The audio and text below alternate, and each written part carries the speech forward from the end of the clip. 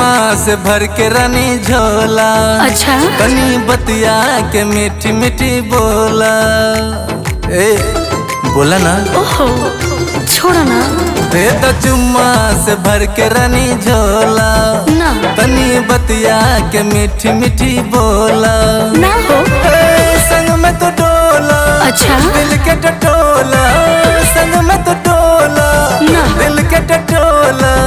जाता नहीं कमाए राजधानी में। ना जाए राजा ऐसे छोड़ के हम काहे?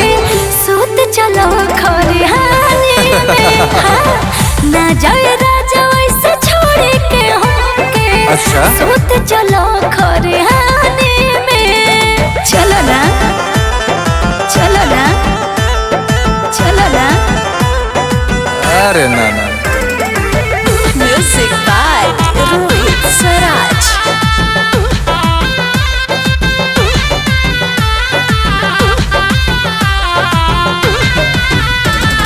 जाते राजधानी तो के फोन हो करम। छोड़ सैया जिद के जोली ढाहो ना से तो प्लीज मान जाइए ना। अरे ना ना। हाँ अरे काम ना करब तो कैसे पैसा बची हो। तोहरा बिना सैया कैसे रात कटी हो। याद करी हो बात अपन पहिल मुलाकात वीडियो कॉल तो करी हा दिलानी में। अच्छा ना जाए राजा ऐसे छोड़ के हमके सूत चलो खरिहानी में।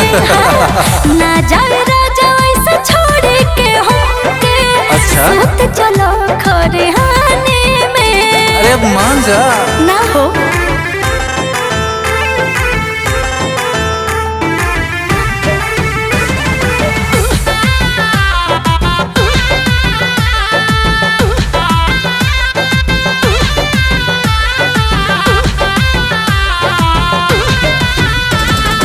इतने बापी कर रानी साथ चलाना। सोने सैया रमुआ जी अब संगे रहना। बुझल करी। अरे देर हो तो रानी गाड़ी छूट जाए रे। छोड़ के तू जाइबो दिल टूट जाए रे। जनी करी हो ई बात चल रानी तू साथ चुमा दे के बिठा दिया गाड़ी में। ना जाए राजा ऐसे छोड़ के हमके सूत चलो खरिहानी में। ए ना जाए राजा ऐसे छोड़ के हमके सूत चलो खरिहानी में। ना मानबू तो चल बादे में कमाई होई।